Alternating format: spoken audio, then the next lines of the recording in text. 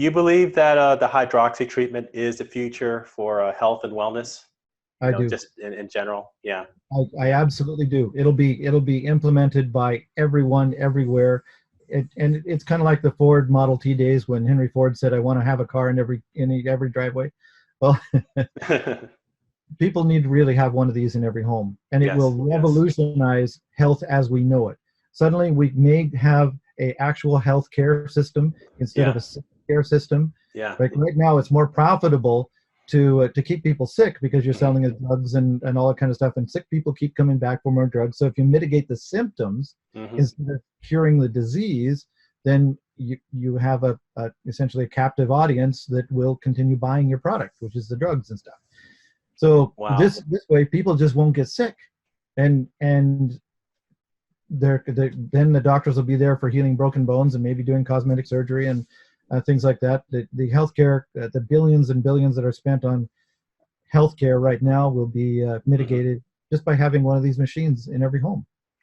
I'm really pleased to be doing this interview with you, and I think that the people who are on the live call and those who are going to watch this after the call, yeah, it's just we're amazed with what the technology can do and what it can bring. So, how can customers get in touch with you, George? They go to eagle-research.com. So eagle like the bird, and Yeah. then a dash mark, and then research.com. And there's a contact page so that they can click on it and send me an email from there. So that's how they get in touch. And of course, then they can go to the shop, to the store, and buy the machines and what have you as well. Well, that's brilliant. So, I mean, that pretty much does as far as my questions. Now, I think there are some comments here from some of our members. So let's see what we have. You ready to answer a few more questions? Absolutely. It's my pleasure. Excellent. Okay. Here's a question. Uh, how to determine how long to breathe the HHO per day? That is a Any? very good Yeah. question. Okay. Um, so one of the things that happens at first, so there's a time when you have to get into it. You have to think of hydrogen as a food, because you normally get it from your food. You can't just breathe in hydrogen from the air because it's got mostly oxygen and nitrogen, and there's a very teeny amount of hydrogen. In fact, if you have a hydrogen balloon, you see that poof, up in the air it goes, Hmm. back to God. Yeah. So so in any case, the atmosphere doesn't have hydrogen. So where do you get your hydrogen from? Well, most people didn't know, and even doctors didn't know for hundreds or thousands of years. It's only recently that anybody paid attention to this. Just like when Isaac Newton got bonked on the head with an apple, he said, "Oh, well, what about gravity?" So anyway, so this hydrogen thing is important, and you get it from your food. So your food has hydrogen in it, hydrocarbons essentially, and when you eat, your body it breaks it down, starting with the enzymes in your mouth and the mastication, and then goes through the acids in your stomach and the lower intestines. But the actual hydrogen doesn't get released from the food until your colon.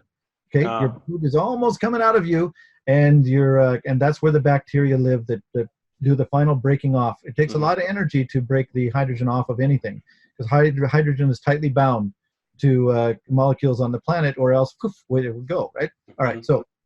So now the key thing is that these particular bacteria, and you can imagine there's millions and millions of different kinds of bacteria, but there's bacteria that are best at breaking the hydrogen off of food. Okay. And those bacteria happen to be very sensitive to antibiotics. And what Oh, do we do wow. whenever anybody is sick or anything like that? We feed them antibiotics.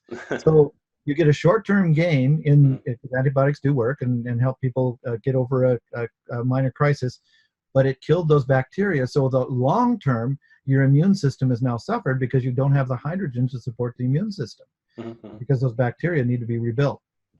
And I'm hoping that people will get into probiotics that will regenerate that. And there is research that's going on with that. Nevertheless, hydrogen is important.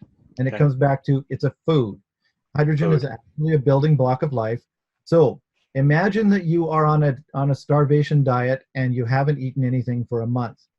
If you don't have a 7-course meal, you have a Mhm. little soup, else you're going to be sick. And the same thing happens with the hydrogen. When you first start inhaling it, you want to inhale it slowly, or all kinds of weirdnesses can happen Mhm. because your body suddenly gets this massive treasure trove of food that it's needed and starts doing all kinds of things with it, and it makes you feel weird. So, and the weirdnesses can be headaches or rashes, or you can't sleep, or you sleep too much, or okay. I say weirdness because every body is different, and I have no idea how it's going to manifest in any particular body. But I do know you need to start slow. Okay, now you've built up. Like I say, let's start about 5 minutes, 3 times a day, because it, like food, it's best if you have some and then let your body absorb, and then have some and let your body absorb. Okay, so so about 5 minutes 3 times a day, increase a minute a day. So the second day, 6 minutes 3 times a day, third day, 7 minutes, like that. So now when you're up to 20 minutes 3 times a day, then you can inhale all you want. Like I've inhaled as much as 8 hours a day. And a lot of people sleep all night with it. They just go to sleep with the cannulas on and breathe it all night. And that's fine. There's no problem with that whatsoever. There's no toxic limit of the gas, because if you inhale more than your body needs when your blood is saturated, you just exhale the excess. The body just gets rid of it, just like excess carbon dioxide. So to answer the question, generally a therapeutic value would be a minimum of an hour a day, preferably in 3 20-minute sections. But some people, they just don't have 20 minutes 3 times a day that they can sit down and do it. So you do what you can.